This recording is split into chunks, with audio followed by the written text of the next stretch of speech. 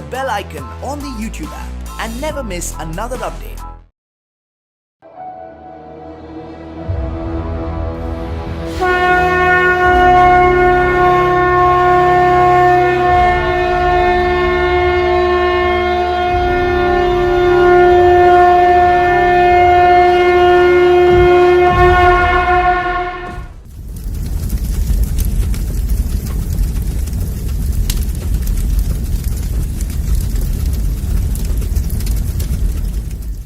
राह संघर्षों की जो चलता है वो ही दुनिया बदलता है। जूझता है जो अंधियारी रातों से, अक्सर सूरज बनकर वो ही चमकता है। जी हाँ, इतिहास गवाह है, जब जब सच्चाई के लिए संघर्ष हुआ है तब तब वो संघर्ष बड़ा परिवर्तन लेकर आया है। संघर्ष नानक जी ने किया, संघर्ष ईसा मसीह जी ने किया, संघर्ष महापुरुष करते आए हैं और परिवर्तन भी होते आए हैं। ऐसा ही एक बहुत बड़े परिवर्तन की आहट आज सुनाई दे रही है संत रामपाल जी के संघर्ष के साथ। जी हाँ, संत रामपाल जी महाराज जो पिछले 24 साल से सच्चाई को उजागर करने के लिए संघर्ष कर रहे हैं। इस संघर्ष की नींव 600 वर्ष पहले कबीर साहिब जी ने रखी थी, जिसको संत रामपाल जी महाराज पूरा करने पर लगे हुए हैं। जितने भी संत आए हैं, लाखों करोड़ों प्राणियों को मिसगाइड करने का दोष इन पर इतना गिर जाएगा कि कई लाखों वर्ष ये नरक में डाल दिए जाएंगे। आज ये अंडी पाके फिरे हैं, आज ये किसी की नहीं सुनते क्योंकि इनकी पिछले पुण्य चल रहे हैं और लाखों करोड़ों व्यक्ति इनको प्रणाम करने वाले श्रद्धालु हैं और ना जाने कितना दान का वो आनंद ले रहे हैं। इस दास ने 20 वर्ष हो गए, पहले तो आदेश नहीं था गुरुजी का किसी को नाम देने का। पहले वैसे दास प्रचार किया करता था, अपने गुरुजी के पास ले जाकर नाम जलाया करता था। और सन 1994 से आज तक 16 वर्ष हो गए जो दास ने मजदूरी की है। गला मेरा खराब हो गया, शरीर भी कोई विशेष रहा नहीं क्योंकि दिन रात मेहनत परिश्रम करने से कभी आहार किया कभी ना किया, और अभी तक ये चल रहा है। इतनी मेहनत करके इस परमात्मा की इस यथार्थ ज्ञान को, सत्य भक्ति को अब थोड़ा सा प्रभु की कृपा से उभारा है। दिन रात के परिश्रम से ये मुश्किल से ऊपर आ पाई है। पहले 3-3 टाइम सत्संग करता था यह दास, 3-3 घंटे 2.5 घंटे, एक दिन में 7 दिन का सत्संग करता था। और फिर संगत से मिलना, अब भी 4-4 घंटे 5-5 घंटे रोजाना सत्संग, फिर आप जी से परमात्मा के बच्चों से मिलना और फिर परमात्मा की सदग्रंथों से वो ज्ञान निकाल करके पुस्तक बनाना, यानी अब तक के परिश्रम जारी है। और वो क्या करते हैं, 1 घंटा जो ये दास 10 मिनट में सत्संग करता है, इतना वो 1 घंटे में बड़े आनंद ले लेगा बोलेंगे। फिर उसके मुंह का नहीं देखेंगे श्रद्धालु, सतगुरु आगे क्या बोलेंगे। सतगुरुओं के पास के में है नहीं बोलना कि वह घिसी पिटी बातें 1 घंटे में 45 मिनट में कह कर अपना चलते बने, क्योंकि उन्होंने अज्ञान पहले परिपूर्ण कर रखा है। उस अज्ञान को ही इधर उधर से सुनाते रहते हैं। और इस दास ने वो ज्ञान सुनाना है जो सदग्रंथों के अंदर विद्यमान है, जो आपने कभी सुना नहीं। सुनते ही एक बार तो ऐसा स्ट्राइक होता दिमाग में कि झूठ बोल रहा है। फिर वो प्रमाण दिखाना पड़ता है ताकि आप इस सत्य से परिचित हो सको और सत्य को स्वीकार करें। जब महापुरुष पृथ्वी पर होते हैं तो हम उनको पहचान नहीं पाते और उनके विरोधी बन जाते हैं। ये बिल्कुल सच है। जैसे हमने 600 वर्ष पहले कबीर साहिब जी के साथ किया, जो स्वयं परमात्मा थे, आज वही इतिहास हम संत रामपाल जी का विरोध करके इसे दोहरा रहे हैं। सन 1994 से संत रामपाल जी का संघर्ष शुरू होता है। सन 1994 के बाद संत रामपाल जी अच्छी खासी जूनियर इंजीनियर की नौकरी और खुशहाल परिवार को छोड़ विश्व की आत्माओं को जगाने में लग गए। इसके बाद उन्होंने दिन रात एक करके भक्त समाज को जागरूक किया और भटके हुओं को मोक्ष का रास्ता दिखाते हुए कभी पीछे मुड़कर नहीं देखा। संत रामपाल जी के बारे में भविष्यवाणी करने वाले नानक जी, इंग्लैंड के ज्योतिषी कीरो, भविष्यवक्ता वेजी लैटिन, अमेरिका की जीन डिक्सन, अमेरिका के एंडरसन, हॉलैंड के गरार्ड कराइसे, अमेरिका के चार्ल्स क्लार्क, हंगरी की बोरिस्का, फ्रांस के डॉक्टर जुलवर्न, नास्त्रेदामस, इजराइल के प्रोफेसर हरार, अमेरिका की महिला भविष्यवक्ता फ्लोरेंस और जय गुरुदेव आदि ने जिस महापुरुष के बारे में भविष्यवाणियां की हैं वो महापुरुष संत रामपाल जी हैं। संत रामपाल जी ने धार्मिक पाखंडवाद को मिटाने का बीड़ा उठाया और सत भक्ति का प्रचार प्रसार शुरू किया। स्वामी रामदेवानंद जी महाराज ने 1994 को संत रामपाल जी महाराज को नाम दीक्षा देने की आज्ञा दी। सन 1994 से लगभग 6 साल तक संत रामपाल जी ने घर घर जाकर सत्संग किए और जनता को बताया कि आपको नकली धर्म गुरुओं द्वारा भ्रमित किया जा रहा है, आपको भक्ति के नाम पर लूटा जा रहा है। उन्होंने बताया कि आप अपने वेदों और ग्रंथों को खोल कर देखो, उनमें खजाना छुपा हुआ है। सदग्रंथ क्या बता रहे हैं और हमारे मुल्ला, काजी, पंडित क्या बता रहे हैं। संत जी ने सदग्रंथों और प्रमाणित संतों की वाणियों से सिद्ध किया कि कबीर साहिब जी ही परमात्मा हैं, जो सतलोक में रहते हैं और समय समय पर पृथ्वी पर आकर अपनी आत्माओं को चेताते रहते हैं। संत रामपाल जी महाराज ने जो भक्ति विधि बताई उससे लाखों लोगों के शारीरिक और आर्थिक लाभ मिलने लगे। जब से संत रामपाल जी महाराज जी से नाम उपदेश लिया हूँ तो साधना करते करते अभी मेरा जो HIV एड्स है वो बिल्कुल तरह से ठीक हो चुका है, मुझे कोई तकलीफ नहीं है। कैंसर की बीमारी ठीक 2 दिन के बाद होश आया था। तो ये रिपोर्ट है मेरा ऐसा पूरा ये सर पटा हुआ है 3 तरफ से। परमात्मा ही इलाज करते हैं और परमात्मा ने ही ठीक किया, जिससे श्रद्धालुओं की संख्या जल्दी ही लाखों में हो गई। लेकिन जब नकली धर्म गुरुओं ने देखा कि उनकी दुकानें बंद हो रही हैं, तो उन्होंने संत रामपाल जी को बदनाम करना शुरू कर दिया। आसपास की जनता को गुमराह करने लगे। आर्य समाज का इसमें मुख्य हाथ था, क्योंकि संत रामपाल जी ने आर्य समाज की पुस्तक सत्यार्थ प्रकाश को वेदों से तुलना करके उसको झूठा साबित कर दिया। आर्य समाज के नकली आचार्यों ने लोगों को भ्रमित करके सतलोक आश्रम करोथा पर हमला कर दिया। ये वाकया सन 2006 का है।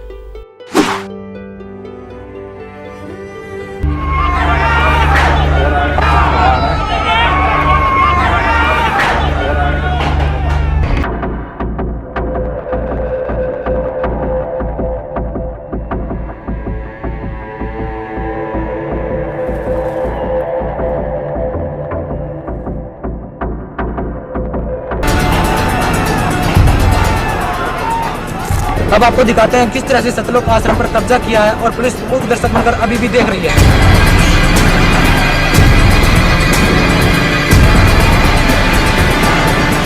एक आतंकवाद जैसी स्थिति यहाँ पर बन चुकी है।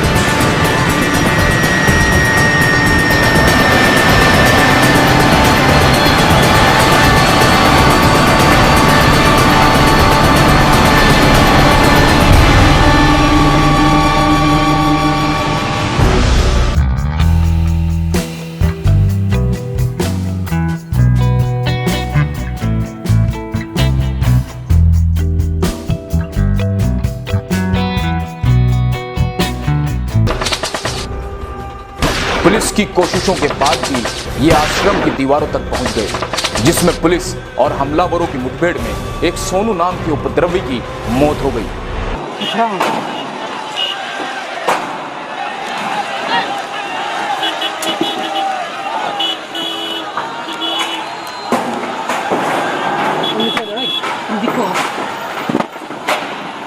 मेरा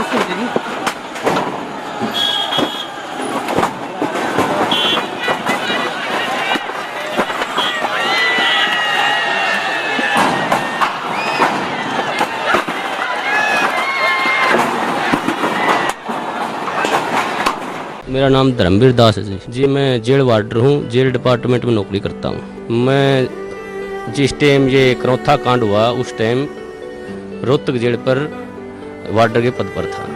तो फिर कुछ दिन के बाद पता चला भाई संत रामपाल जी महाराज रोहतक जेल में आएंगे। तो हमारी वहाँ पर ड्यूटी थी, हमने देखा, सोचा भाई यहीं बात करेंगे, आके पूछेंगे उनसे क्या ये वास्तविक सच्चाई है। उसके बाद फिर गुरु जी जेल में आए। जेल में आने के बाद वो दिन मैं उस दिन को बहुत खुशकिस्मत मानता हूँ कि उस दौरान मेरी जहाँ पर गुरुजी बंद थे वहाँ पर मेरी ड्यूटी लगी हुई थी।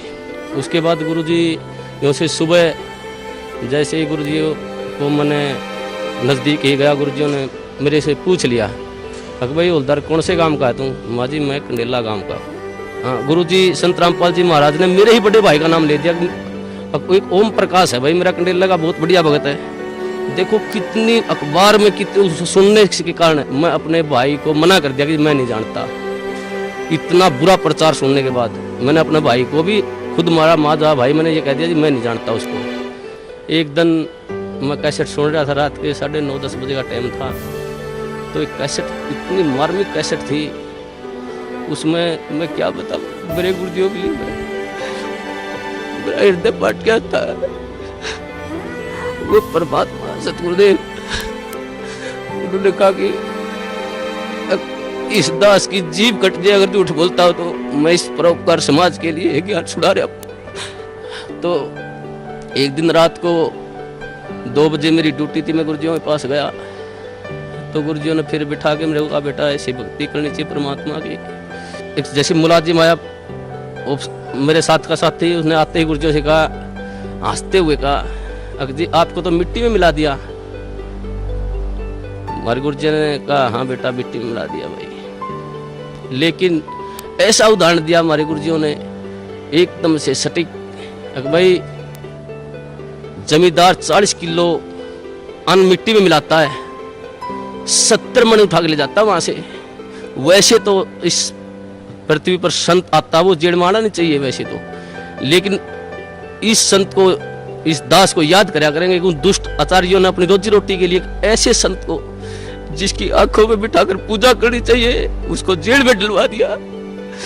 ऐसा मार्ग जो पृथ्वी पर संत रामपाल जी महाराज जी चला रहे थे उस मार्ग को लगभग 2.5 वर्ष के लिए बंद करवा दिया। ऐसा मार्ग, हे परमात्मा, ऐसा गुरुजियों से वहां देखता जो गुरुजियों पर आरोप लगाए गए, ऐसे आरोप इंसान पागल होकर मर जाए, ये तो समर्थ परमात्मा है। जी हाँ, नकली आचार्यों ने जनता को गुमराह करके सतलोक आश्रम करौथा पर हमला करवा दिया। संत रामपाल जी महाराज के बिना कोई दोष 22 महीने जेल में गुजारे। तरह तरह की अफवाहें फैलाई गई। न्यूज़पेपर, प्रिंट मीडिया ने अफवाहें फैलाने में कोई कसर बाकी नहीं छोड़ी। लेकिन 22 महीने बाद संत रामपाल जी व उनके शिष्यों की जमानत होती है। सत कबीर दुआरे तेरे पर एक दास भिखारी आया। सत कबीर दुआरे तेरे पर एक दास भिखारी आया। और वो एक बार फिर आश्रम बरवाला हिसार में खुल जाता है। फिर श्रद्धालु देशों विदेशों से आना शुरू हो जाते हैं। लेकिन विरोधी लोग जिनकी दुकानें बंद हो रही थी उनको यह रास नहीं आ रहा था। वो 2 FIR जो उसी के प्रशासन में दर्ज है उसमें लिखा गया कि ये सामान आश्रम करौथा का लूटा गया और बाद में उन अपराधियों का पता नहीं लगा, वो अनट्रेस्ड हो गई। ये सरकार की चाल होती है। पुलिस प्रशासन के अधिकार में करौथा आश्रम, उसमें चोरी, बाद में FIR दर्ज, अपराधियों का ना मिलना, फाइल बंद हो जाना। हमेशा सर्वोच्च न्यायालय का फैसला सिर माथे पर। 18 फरवरी 2013 को संत रामपाल जी महाराज की दया से वो दिन आया कि माननीय सुप्रीम कोर्ट ने वो याचिका खारिज कर दी और हाई कोर्ट के निर्णय को जारी रखा कि आप करोथा आश्रम को भक्ति मुक्ति ट्रस्ट को सौंप दे। भक्तों में खुशी की लहर दौड़ गई, लेकिन एक राक्षस कभी भी भक्तों की खुशी देखकर खुश नहीं होता। उसने ये देखा कि परम संत के परम भगत खुश है, उसने अपनी प्रशासन की चाल फिर शुरू कर दी। 7 अप्रैल 2013 का वो ऐतिहासिक दिन आया जिस दिन हमें अपना छीना हुआ, लुटा हुआ और हम पिटे हुए भक्तों को हमारा घर मिला। और 7 अप्रैल को हमें मिला आश्रम। 9 अप्रैल को भूपेंद्र हुड्डा की साजिश का शिकार हुए हमारे 300 बहन भाई बच्चे बुजुर्ग के दोबारा से 12 जुलाई 2006 करोथा कांड को फिर से दोहराया जाए और आश्रम दोबारा से छीन लिया जाए और फिर से लूटा जाए। सन 2013 में संत रामपाल जी को कोर्ट द्वारा सतलोक आश्रम सौंपा जाता है। परमेश्वर कबीर जी की सर्वसंगत परमात्मा का लाख लाख शुक्रिया करते हैं कि परमेश्वर ने आप जी का करोथा आश्रम वापस दिलवा दिया।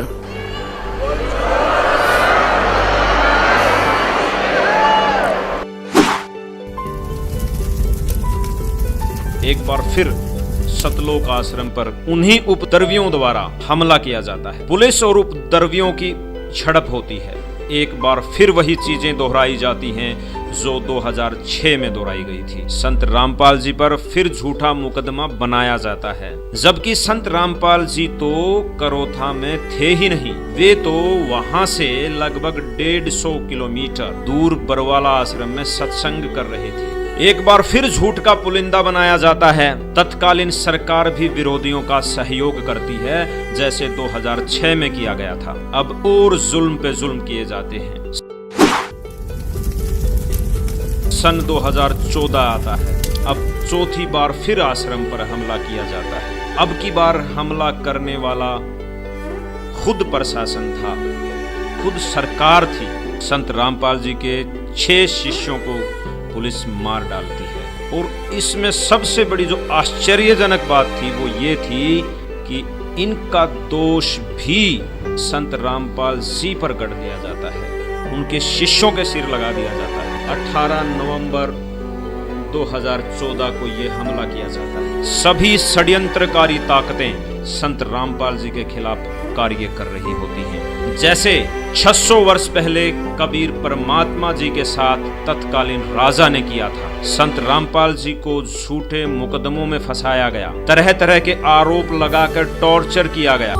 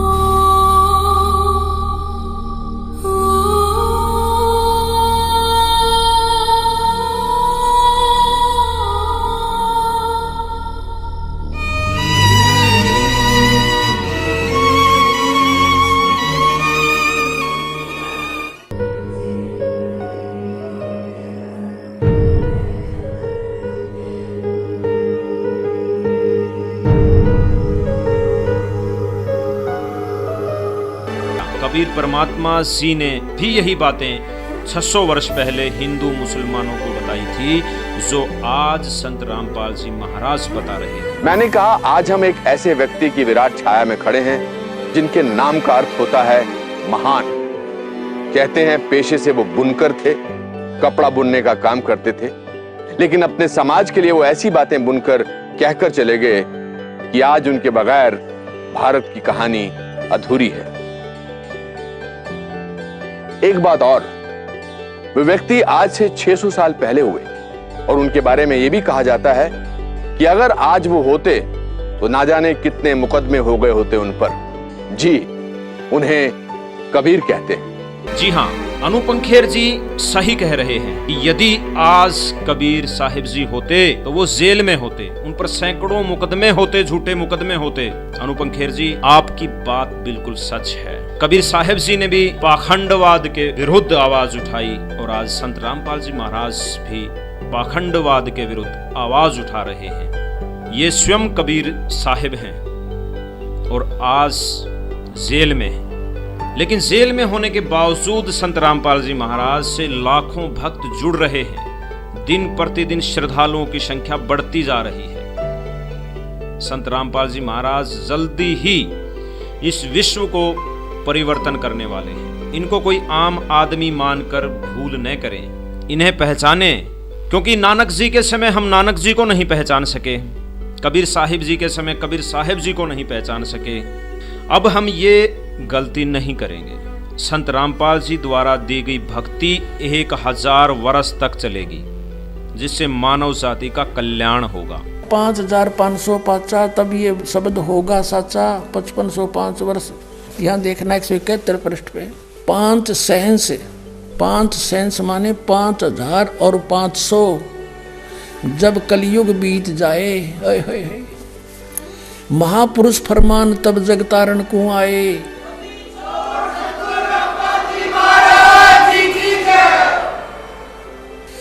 ये कहा कि सब ही नारी और नर शुद्ध तब, जब ठीक का दिन आवंत, और कपट चातुरी छोड़ के वो शरण कबीर गहनते। बोलो सतगुरुदेव।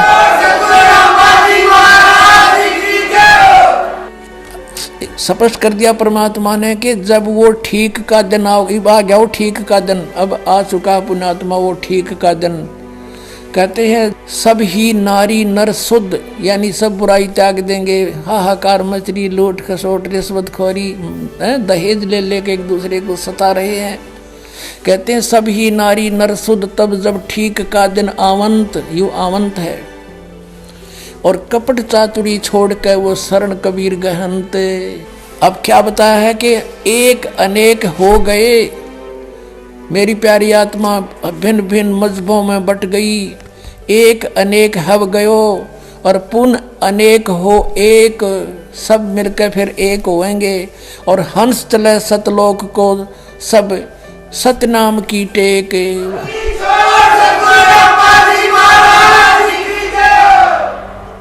तो यहाँ बताते हैं, तो ऐसे इसका अर्थ ये बनाया है कि घर घर बोध विचार हो, दुर्मति दूर बहाए, और कलयुग में सब एक हो गए और बरते सहज स्वभाव। कति प्यार से रहा करेंगे, कोई किसी को दुखी नहीं करेगा, भगवान से डरने वाले हो जाएंगे। अब बगैर ज्ञान के हम ये सबको बदकुमत कर रहे थे, अब हमें ज्ञान हो जाएगा, फिर हम गलती बिल्कुल नहीं करेंगे, कर ही नहीं सकते। चलिए आज जान ही लेते हैं कि संत रामपाल जी क्या गुनाह करते जा रहे हैं। क्या भक्ति मार्ग में फैले पाखंडवाद को मिटाना गुनाह है? क्या दहेज प्रथा को खत्म करना गुनाह है? क्या भ्रूण हत्या को समाप्त करना गुनाह है? क्या मोक्ष का सच्चा रास्ता बताना गुनाह है? क्या विश्व भर से रिश्वतखोरी, मांसाहार और नशे को मिटाना गुनाह है? क्या स्वच्छ समाज का निर्माण करना गुनाह है? क्या भ्रष्टाचार पर आवाज उठाकर भ्रष्टाचार को मिटाना गुनाह है? या फिर लाखों परिवारों को सच्ची भक्ति देकर सुखी बनाना गुनाह है? अगर ये सब गुनाह हैं तो ये गुनाह होते रहेंगे, क्योंकि एक अच्छे समाज और विश्व कल्याण के लिए ये गुनाह जरूरी हैं। और आप सबसे भी अपील है कि आप भी इन गुनाहों में शामिल हो जाइए, क्योंकि परिवर्तन होने वाला है और दुनिया